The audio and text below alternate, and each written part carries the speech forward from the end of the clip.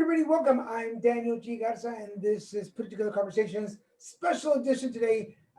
If you were able to join me on the noon episode, I hope you had a good time. We made a special 2 o'clock episode today because I have a very special guest. I'm so excited. I'm trying really hard to not geek out, so I'm trying to keep it cool. Try not to look green. I don't know what's going on today with my camera and my lights, but I feel like I look like somewhere like I'm between a Martian and the Hulk. I'm somewhere right there in the middle. But my guest today is singer-songwriter Aaron Lacombe. Hello, sir. How are you doing? I'm good. How are y'all? Good. Thank you for taking the time. Are you? Because I'm trying to figure out where you are. Uh, So I am in the doorway of the lobby of the Lajitas Resort, about 70 yards from the Mexican border, okay, got you. because it is the only Wi-Fi for miles and miles. I have a show about 11 miles from here tonight, but this is the only Wi-Fi I could find that would support doing this. And me and my listeners totally appreciate you making that extra effort for the show. Thank you. For sure. Um, Glad to do it. And for those of you watching, as usual, I try to tell you how I know my guests. So For sure. let me turn this down. My Aaron, I found him. I believe that one of the magazines put out your video.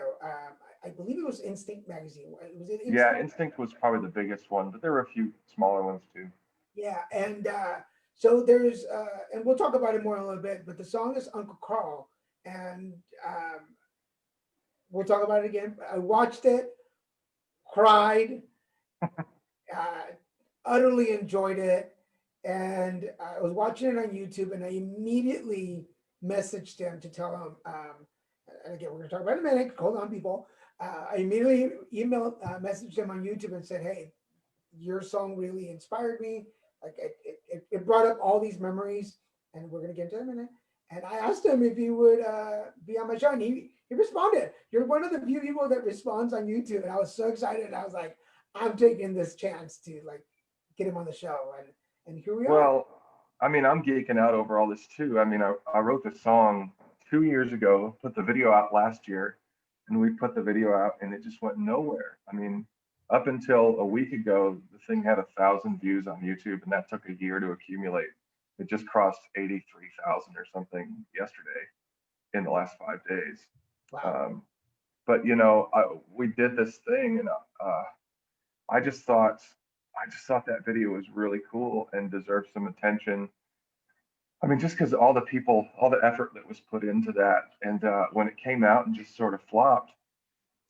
So long story short, now yes, of course I responded to you. I'm sort of wallowing in this, you know, because well, for one thing, it's a Christmas song. So we got what, 6 days or something to to geek out over it. So for the folks that are like, what are they talking about? So the name of the song is Uncle Carl, and So I'm not even gonna try. Can you tell them what the song is about? sure.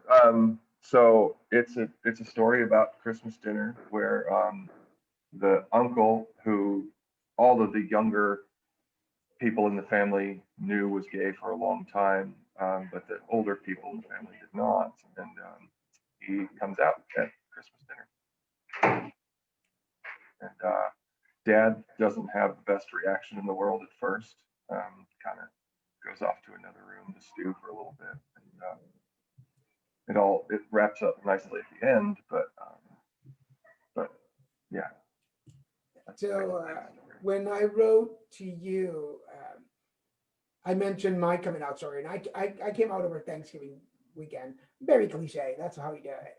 And uh, but not but the reactions with people around me were very similar to the Mhm. dad in the song. And Right. so when I watched it, although my story was not that, the reactions really caused some feelings. And there's a lot of, for those of you that are watching, I will post the video on there. It's on the page already, so you can go check it out on the HIV Positive Live page or on my personal page. But I will post it here so you guys can check it out. But there was a lot of there's a lot of reactions.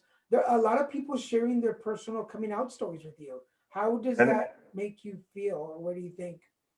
it's been really cool. So the guy who played Uncle Carl in the video is gay, and he had we didn't know that, or I didn't know that till we got to the set.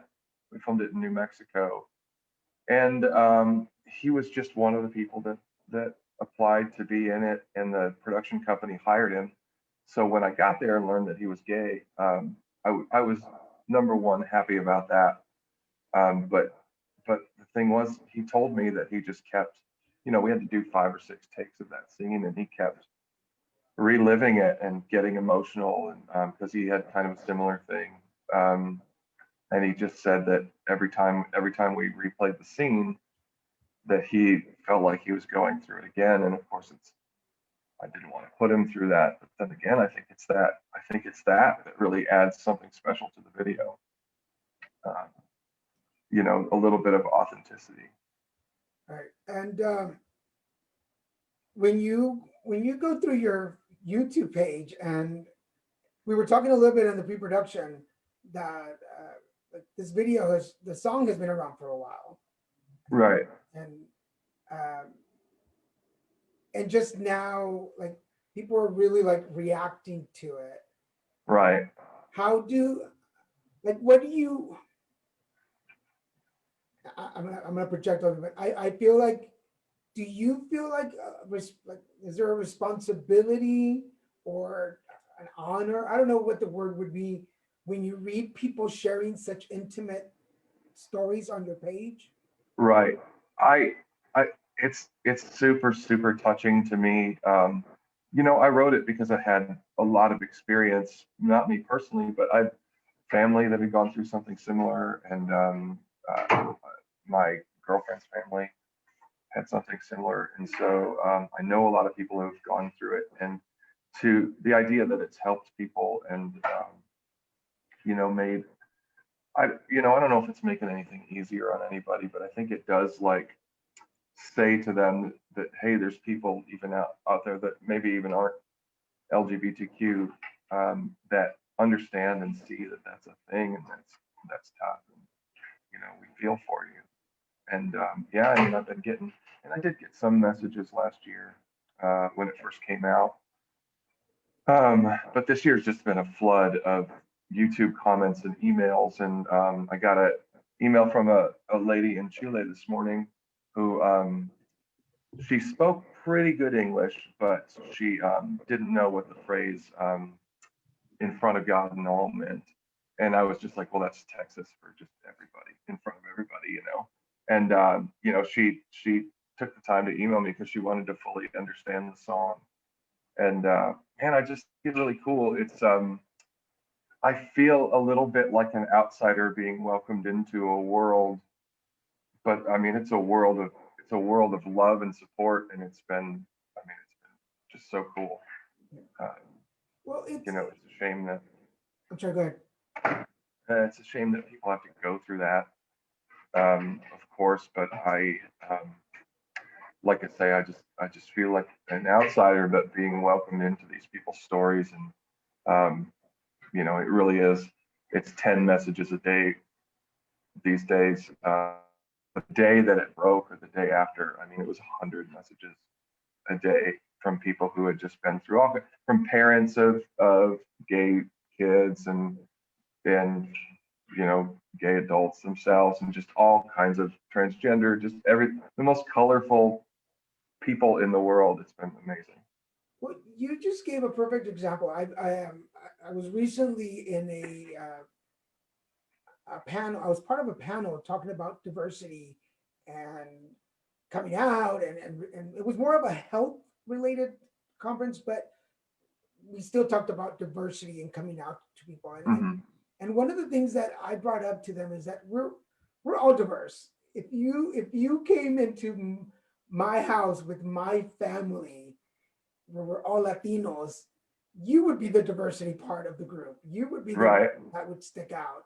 And being in South Texas on the border, almost anywhere, it's diverse. So, and I think that this year more than anything has taught us that.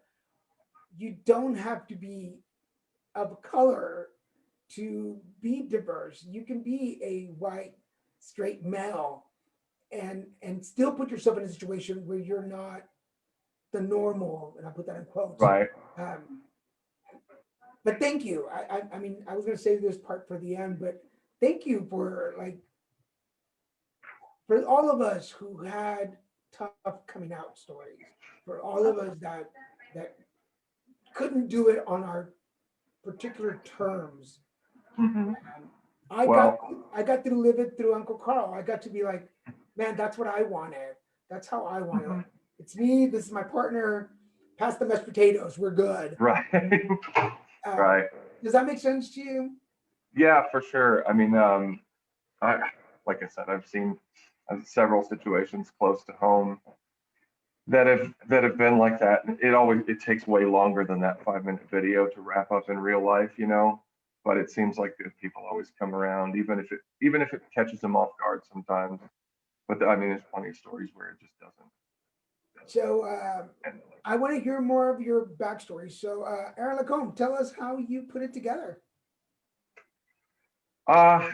Well, the song happened because a friend of mine had a Christmas songwriting contest, and I I knew that I wasn't gonna do something normal. Like if you listen to any of my music, you probably know it's a bad idea to ask me to write a Christmas song. So, um, but I wrote it, and it was one of those. Songwriting is a weird thing. Sometimes it can take you 3 weeks to put a song together, and sometimes it comes out like in just one big blurb out of you, and you can't write it down as fast as it came out. And honestly, this was that. It took me probably an hour and a half to write the whole song. And when I got to that end, I was like, the whole time I was writing, I was like, I'm probably never going to be able to use this because um, it's going to offend people, or people are going to. And don't get me wrong, I'm not at all worried about offending straight people. I was worried about people thinking that maybe I was making fun of them, or appropriating a culture or something like that. Um, and when I got to the end, I was like, man, I think you're going to be able to use this. I think this is something. I think if anybody has a reaction to it, it's going to be heartwarming and good. So I called the guy who had put the contest together, and I said, who's a friend of mine, and I said, look, man, I want you to hear this song before I sing it at your thing, because we live out. You're familiar with Kerrville. It's a lot of Trump votes out in Kerrville, to say the least. So I was like, man, I don't want to, like, if this is more than you were trying to get into, I don't want to hurt anybody. But I sent him a recording of it, and he was like, no, man, I think that's awesome. You're gonna do it. So I played it at the contest, and came in dead last. It was not well received, except for a few people. Actually, a couple of girls came up to me afterwards, and they were just crying and hugged me and said, that was so beautiful. And I was like, well, I pissed off all the right people, and I touched all the right people, and I think I'm just going to sing this song everywhere I go. So that's what I did. That's pretty awesome. Remind everybody, for everybody watching, this is Put It Together Conversations. I'm your host, Daniel G. Garza, and this is a special edition 2 o'clock show today. Thank you for watching. My guest today is singer-songwriter Eric Lacombe, who very kindly, before our show tonight, took the time to come on the show. If you're watching and you want to ask a question or be part of the conversation, please make sure you go into the thread, go into the video and ask the question there. It's all over, so if you're watching, don't just put out, it's a black background, ask a question, make a comment, and I'll make sure that he gets it. So where does the need for music start for you? Where did it all begin?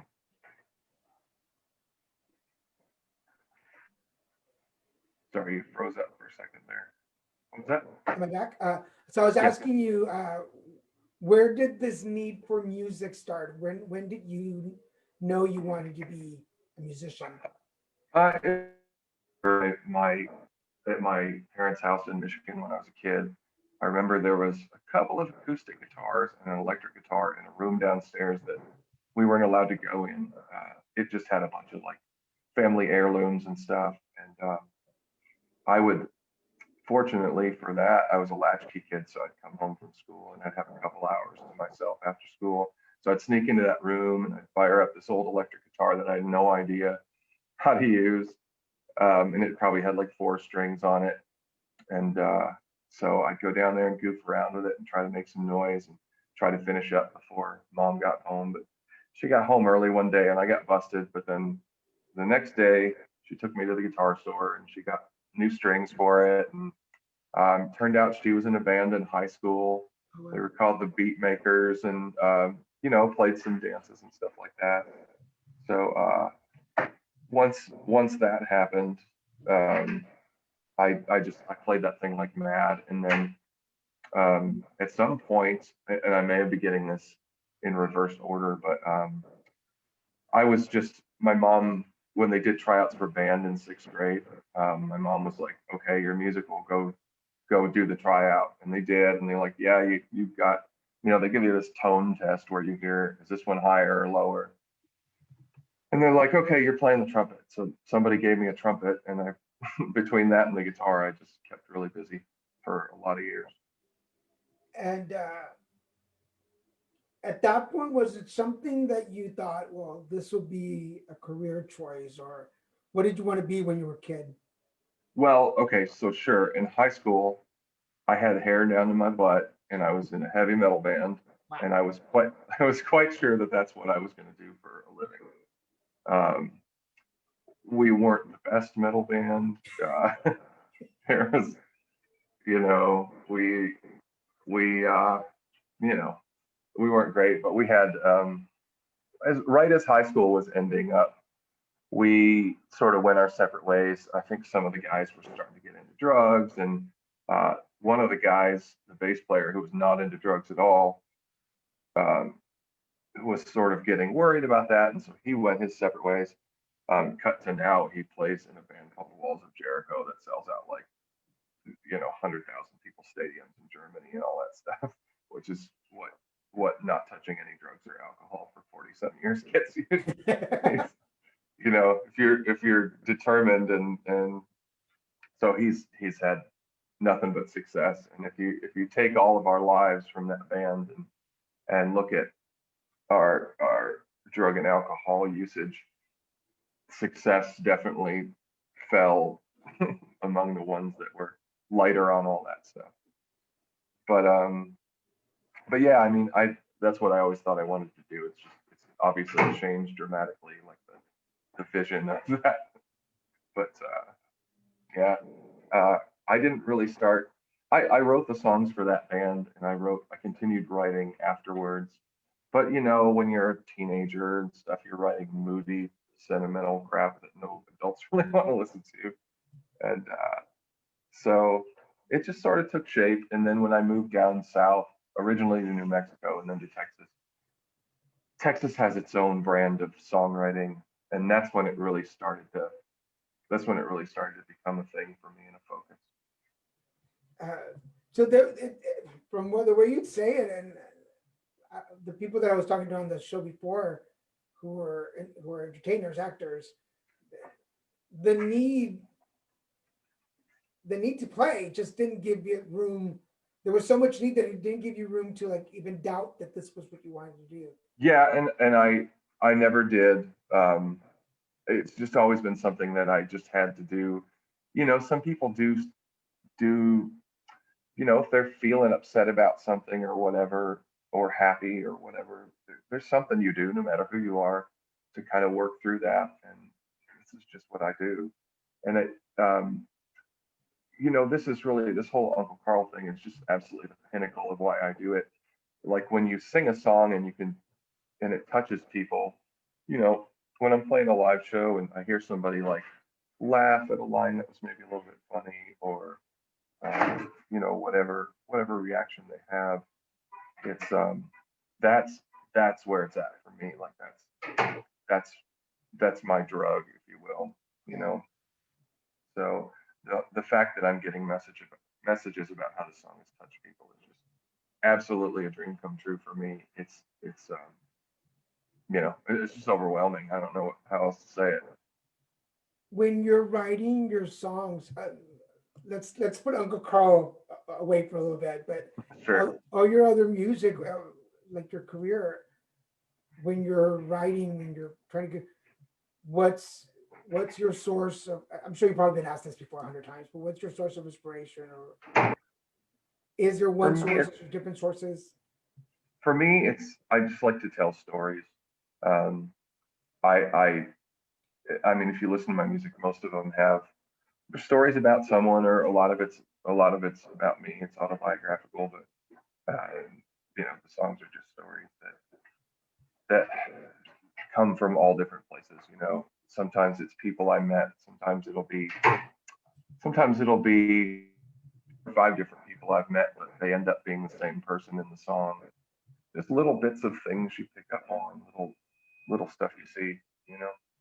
When you're writing something, because you just mentioned something autobiographical, when you're hmm writing a song about something that you've lived, hmm is there ever an opportunity to learn something new about yourself when you're writing the song? That happens all the time. It's basically mining myself for hopefully gold, but often coal. Like you're just digging within and trying to find I don't know, like experiences that are common that I've had that maybe other people have had, but you find out so much about yourself in doing that. And you also find out about how honest you're willing to be with yourself and with other people. If there's a song about somebody that struggled with relationships or done some, let's just say, done some terrible things in their life or whatever, which we all have done stuff we're not proud of. It becomes an exercise in, okay, how how honest can I be? But you get that back. Like the more honest you are, the more the song is going to resonate with somebody else who's actually been there too. You know what I mean? Yeah. So I have a great girlfriend. We've been together for years and years and years. And sometimes it's difficult to act to write songs. Like I try to see things through her eye. Like especially every once in a while, something will come up about past relationships. And keep in mind that when I play a show, she goes to a lot of them, and I'm singing songs that I wrote 10 years before I met her a lot of times. So there's stuff in there that is maybe a little more honest than you would want if you were the girlfriend of a songwriter. But I just she's very accepting of that, and to be honest, I don't think I have a choice. It is what it is. It comes out the way it comes out, and I don't think I can do anything about it. I'm not in any way, shape, or form a singer or a songwriter, but I would think that being with somebody who has a long career and is a songwriter, uh, you kind of carry your history around with you That's exactly right. wherever you And go, right? yeah, and I mean there are songs like I was in a band a bunch of years ago in Austin, and we played 6 nights a week. We played mostly party bars and all that stuff. And so some of the songs I wrote were about partying and all that stuff. And I don't do them a lot of those anymore because they're just not me. Um, you know, Life has changed a little bit. So there are songs that I don't do anymore, but it's not out of a consideration for really her or anything. It's just out of consideration for do I feel do I feel authentic saying these words. Um, it's not like a lot of my songs are some of them are autobiographical, but a lot of them are fiction. There's stories about people I just made up out of the clear blue sky. But it's hard to sing about a lifestyle that you Yeah. don't relate to anymore. And then you're, I feel like maybe, or before I move from that, yeah, because I feel like, do you after, like you were just saying, like that's just like you after a while, like you outgrow a song, you're like, Yeah, been there, done that, gave away the t-shirt, let me move on to something different. right. That definitely happens. Not so much in the last. There was a time, I don't know, maybe 12 years ago, 13 years ago, where I started to really get serious, taking songwriting more seriously. And since then, it's different. There's more keepers since then. But obviously there's stuff from when I was in my 20s that I just would never imagine singing live anymore, you know. Because the only way I can Occasionally, relate, I'm sorry. sometimes I'll run into somebody who like has that CD still, and they're like, play the song. I'm like, man, I wouldn't even know what chord to start on, first of all.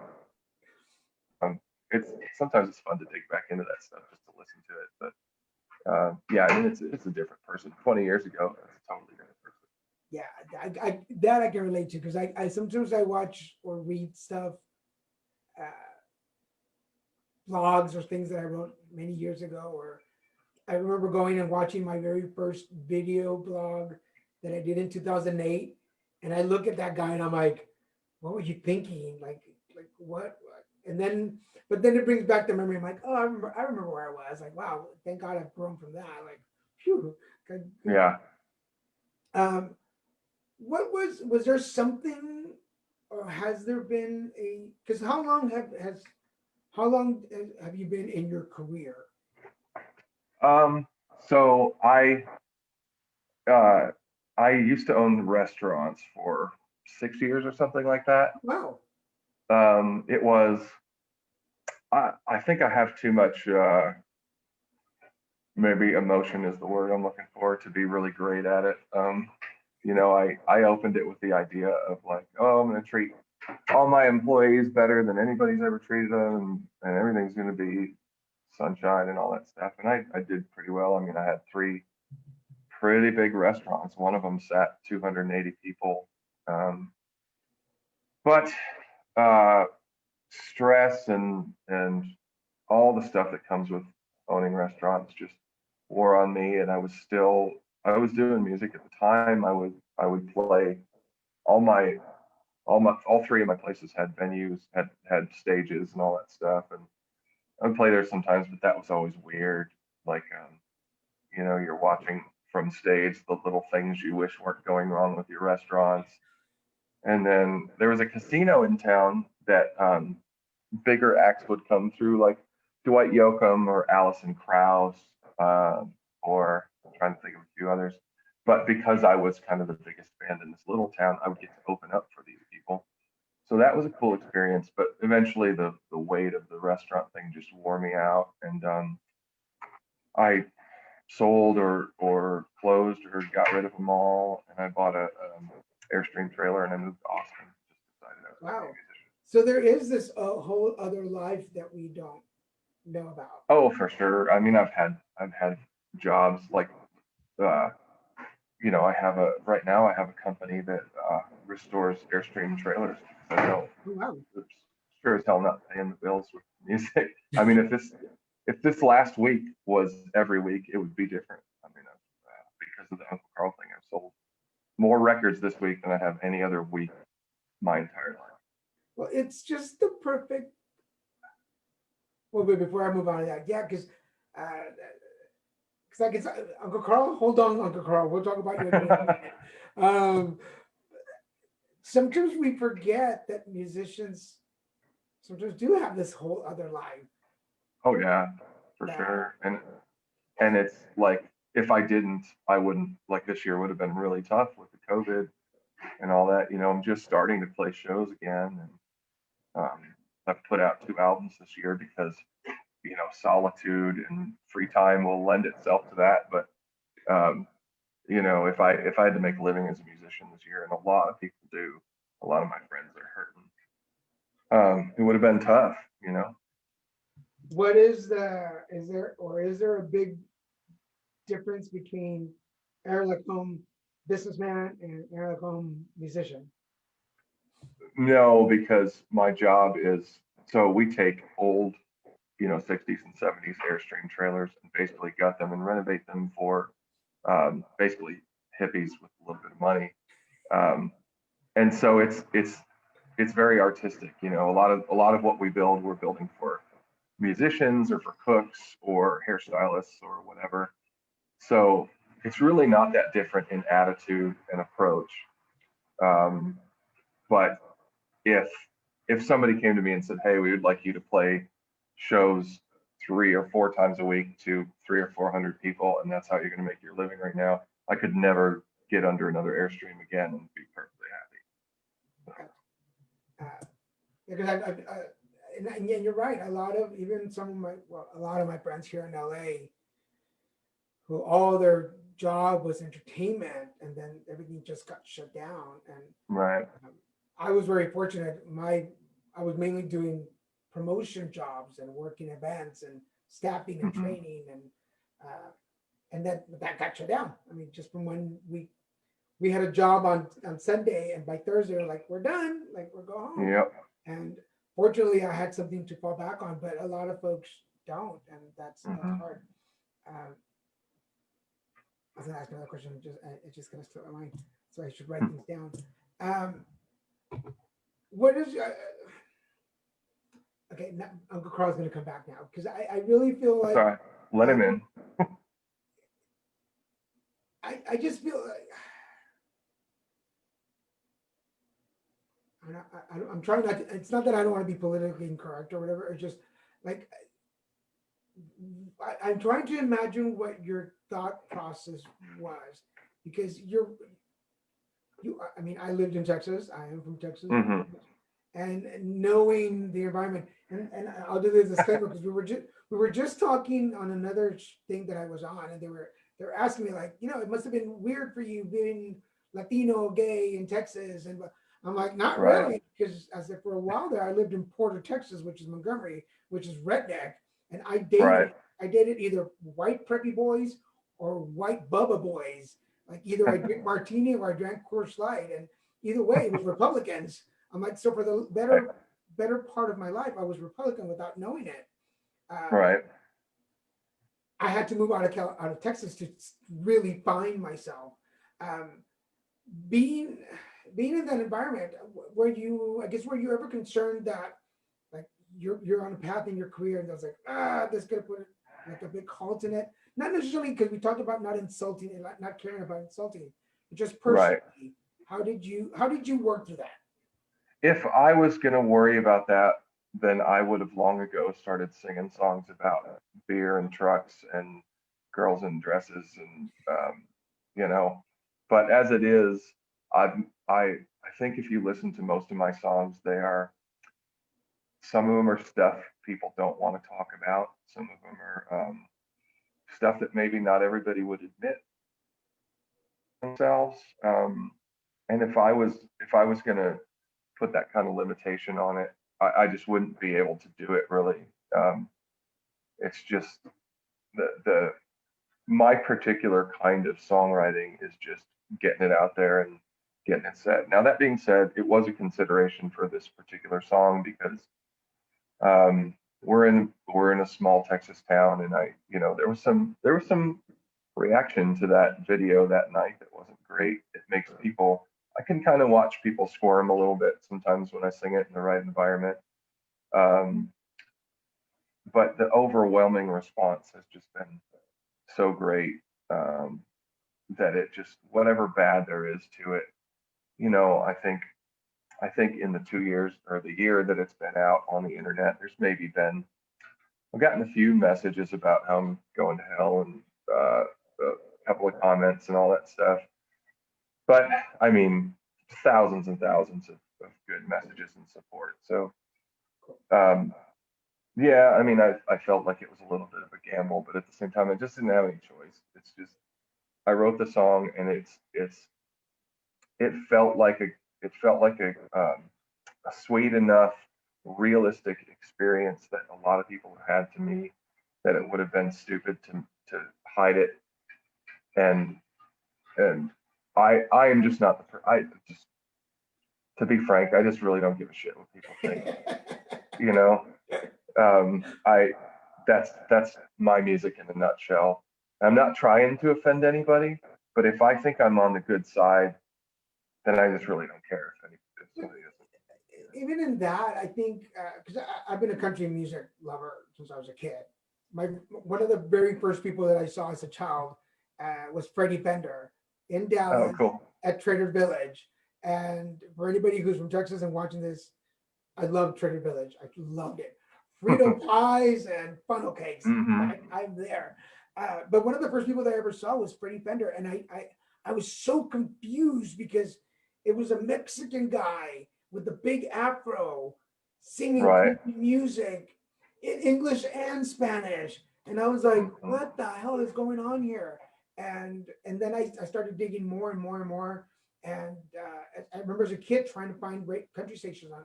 Well, it wasn't hard, but we always had them on Mexican stations in Dallas. But country music is meant to stir. Country music is a storyteller Hmm. genre, and a lot of the stories are meant to make you feel a little awkward. I mean, It, if we go, I mean, one of the most Dolly Parton. If we go to Dolly Parton and Jolene, she's right. basically telling this other woman, "Leave my husband alone." I mean, to some Right. women, that has to feel uncomfortable at some level. Oh yeah. And if you dig into Dolly Parton deep, I mean, she's the same way. She'll tell the story about whatever. If it touches her heart, she doesn't. She's not holding back. That's one of the great things about Dolly. So I think that country music, I mean, you have that. We have Loretta Lynn, who also sings some, like, for her time, very feminist kind of songs. Tim McGraw, talking more modern, Tim McGraw, right? Right. I mean, he really writes a song about abortion, and people play it it plays on the radio and people sing it. So I think that the way our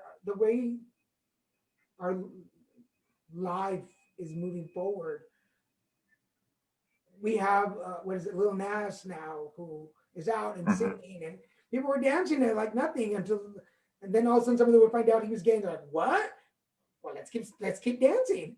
Um, Yeah. so I think that, I don't know, maybe because I am gay and I'm Latino, and it just doesn't offend me. I just think that it's such a natural progression that I would find it awkward that anybody would be that. My sarcastic side is always like, if it's bugging you that much, like, should we be calling you Uncle Carl? Like, what's going on? Right. Like, what's happening? Right. Does that make sense? Yeah. And I just don't get the idea of getting so worked up about what anybody else is doing. You know, it's I don't know. I don't think a lot of people don't understand means, or they think they get it and you don't, or whatever. You know. But yeah, it's just I don't know. I will say last year, um, before we ever knew about the pandemic, I had some things going in kind of the mainstream country music stuff that it looked like I was gaining a little traction. And when that video came out, it seemed like some of that dried up. So maybe they weren't quite ready for it. But this year is different. It is that since it's been embraced so much that I've gotten a lot of support. I don't know if you know who Jack Ingram is, but Yeah. I did this songwriting thing with him about a year ago and hadn't talked to him since. And the other day, my phone rings and I see his name there, and I'm like, oh, this has got to be a butt dial. Like when your name starts with two A's, you get a lot of butt dials. So I check the butt dial. I pick up, and he's singing "Uncle Carl Came Out on Christmas," and I'm like, well, this is weird. So Nice. that was a neat moment for me. So what did you? Because we've been, like you said, we've been in lockdown this whole year pretty much.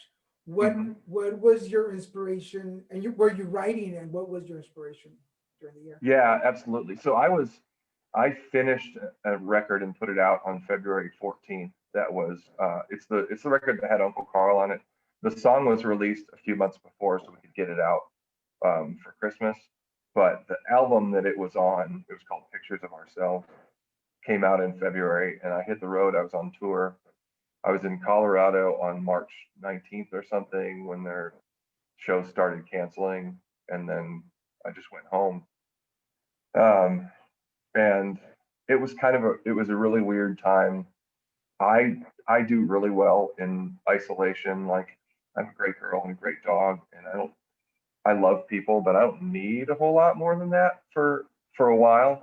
I'll start getting itchy after a while, but I just went home and started writing songs. And at first, every song I wrote was sort of like kind of about the pandemic or about it was kind of a bummer bunch of songs for a while there. But then I started doing these live streams on Facebook where I could kind of connect with people, and the songs they were asking for weren't that. They were upbeat, happy stuff for obvious reasons. You know, we can wallow for a little while, but eventually we want to feel better. So I was like, you know what? I'm gonna put out a record, and I'm gonna make it. I'm gonna make it a collection of, well, happier songs. You know, just upbeat stuff to lift us up maybe a little bit. And I was really fortunate that a lot of people who would have been out on tour otherwise were available to record with, you know, remotely. So I would send stuff up to Nashville, and they'd send it back with a steel guitar track or a dobro track or whatever. Uh, and so it was way easier than normal to get that done. I think that's interesting for a lot of people who are, because I'm sure we both know a lot of people who took the lockdown as this, you can't do anything, like your life Right, is over. And then there's right, this group of us who are like, oh, you're shutting that down? It's okay, I'll go over here. right. It looks like you, I mean, basically took the bull by the horns and said, let's write this bitch. Yeah, and I'm fortunate. I have a recording studio in the house. I've done my last four albums uh, by myself. So I had all the tools, and like I said, the guy that plays all the banjo and dobro and stuff on that record tours with Coulter Wall. He would have been out on the road that whole time, but he was just like, "Yeah, send me the tracks. I'll play on them." So a bunch of people like that. So it was great. Um, I hate to I hate to sound. I know a lot of people are suffering and not able to work and all that. So I always feel weird when I talk about, you know, how it was probably a good thing for me, but It took a long time. I'm also a spiritual coach and I do a lot of energy work and talk to people. And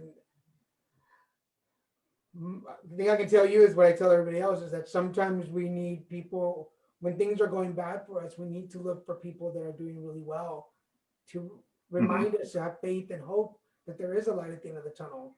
So if we're right. all sitting in the dark and nobody's willing to light the match, we're all going to sit there in the dark forever. So thank you for continuing to get. And for everybody watching again, we're 20 minutes till the end of the show. Reminding you, this is Putting Together Conversations. I'm Daniel G. Garza, your host. And my guest today is Aaron Lacombe, singer-songwriter.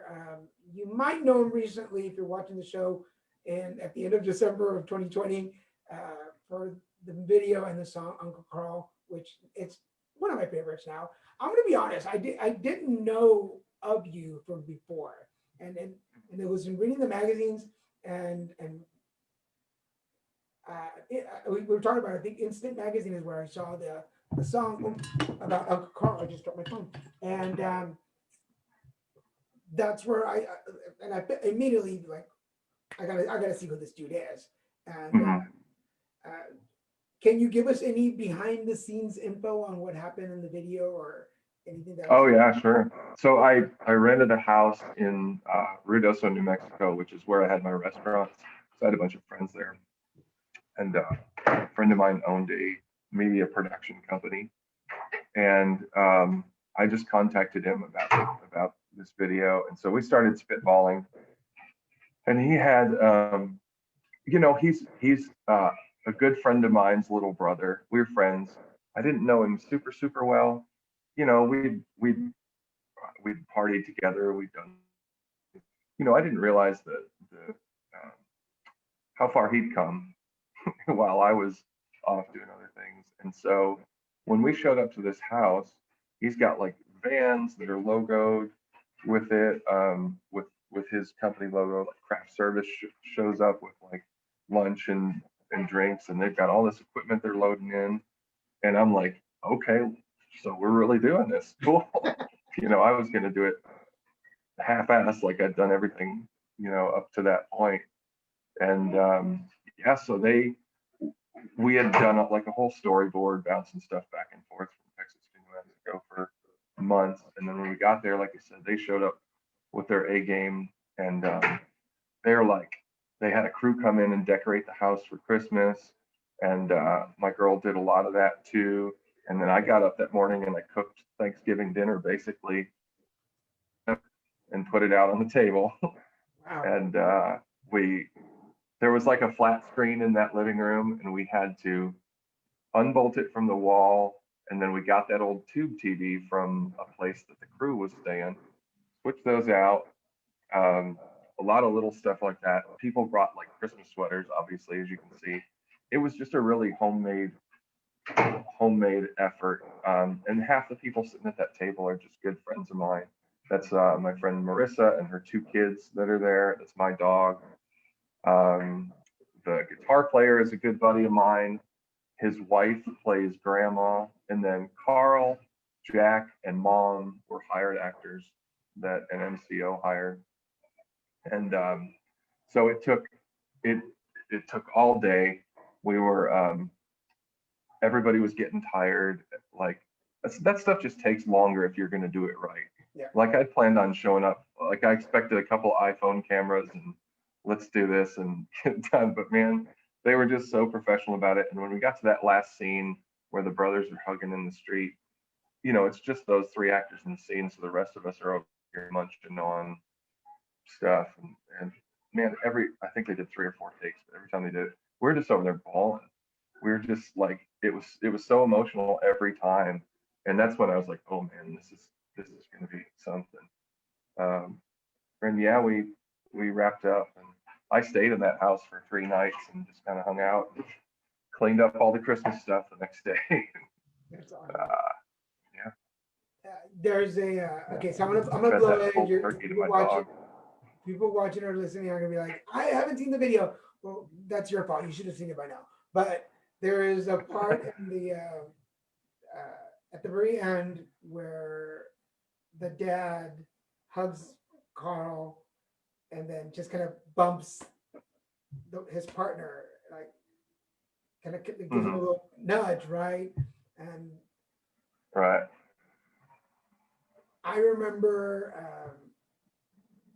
when my dad met my current partner. That was kind of his thing. Like my dad's not a hugger, so my dad just gave him a little nudge, and I don't know if the actor thought about that or if you guys planned it, but that was for me. That was like so realistic, like so authentic. So the guy that plays dad, his name was Jay Stratton. He's a professional actor. That's what he does. But I mean, I was just so blown away with how they all, like the hired actors, how seriously they took it, and for them to honor that song by taking it so seriously, to me was just really. I mean, it was just really emotional for me, like to see something that was in your head for so long come to life. And Jay's performance in that last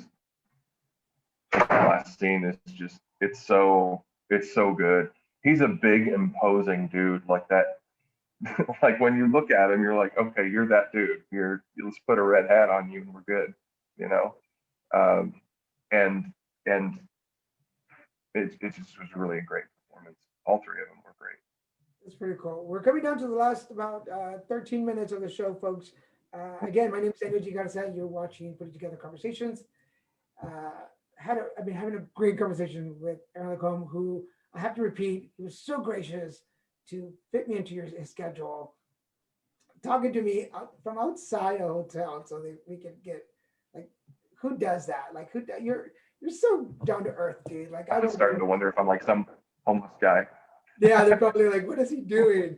But they keep walking by me. They're like, yeah, does this guy have a room here or what's going on? I do not have a room here. We're just stealing your Wi-Fi, people. That's all we want, just your Wi-Fi. This is about the time where I ask my guests to share some words of wisdom with our viewers and our listeners. So, Aaron Lacombe, what words of wisdom would you like to share? Well, I have 2 things to say, I guess. There's enough hate and bullshit in this world that you don't need to be putting any out there. So don't. If you have the opportunity to be nice to somebody, take it. And then a line that ended up in one of my songs that that a lot of people seem to like, and I don't remember exactly where I got it from, but I know a lot of I know the inspiration to the line came from a lot of people who taught me this, but the truth is a shortcut to everything. And if you just charge toward whatever's real and whatever's right, whatever pain it may cause or whatever awkwardness will be, it's still a shortcut. You get it over with, you get it done. So those are my two. You shouldn't be taking words of wisdom from me, but if you do, those are them. Yeah, I dude, I want to be friends with you. This is just, that's it. Like, You already are friends with me, man. yeah, thank you, man. We are friends on Facebook. I was surprised. I was so nervous. I get nervous sometimes when I approach guys because most of the people like I know for a while or I know them from something. And I'm like, hey, you want to be on my show? I'm like, sure. I'm like, all right, cool. But to reach out, I've been doing podcasting for 8 years now, and this is the first year we do live stream because of the Oh, lockdown. cool. Yeah, this is my first season doing live streaming. So I've been wanting to reach out to like part of my goal of 2020 was to expand myself and like put myself out there more. Right.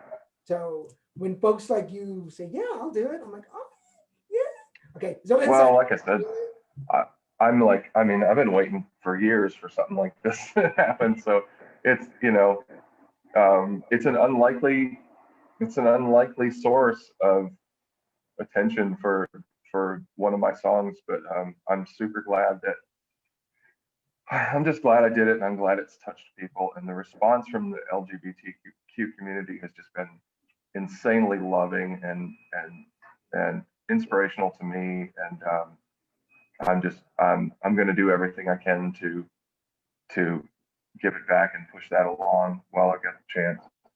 Well, I definitely, for anybody watching or listening, I definitely am not the voice for all of the LGBTQ community. I am not. But I can only say for me that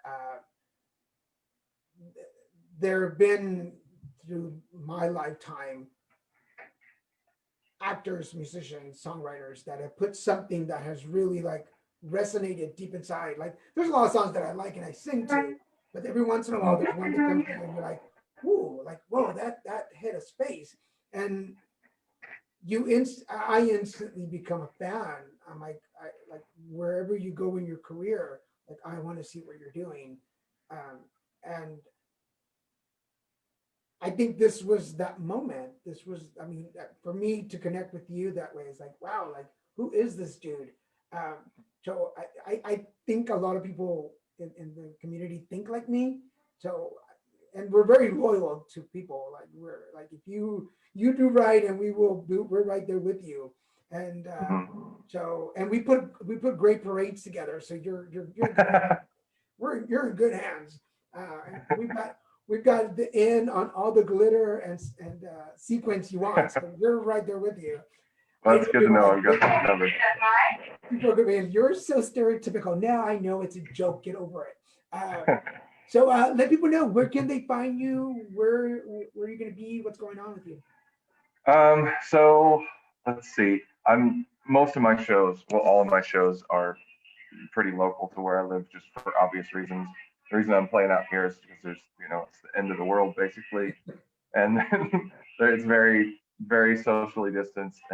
But man, when there's not a global pandemic, I'm out there playing.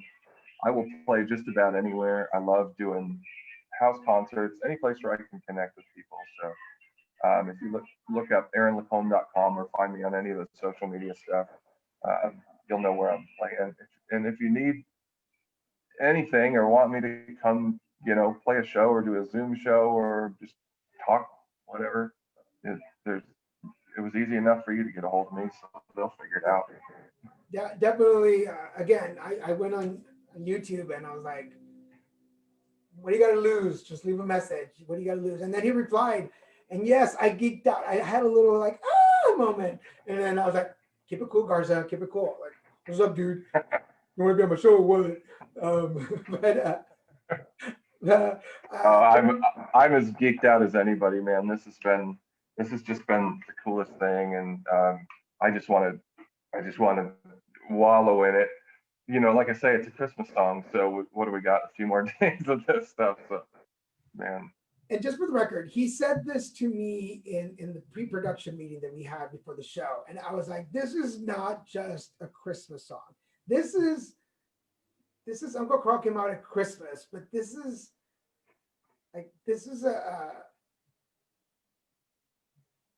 don't make me cry, Aaron. This is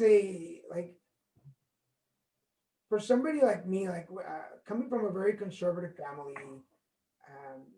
not having had that opportunity to sit at the table and go, "Hey, this is my life," Mm-hmm. having been pushed into it. Um,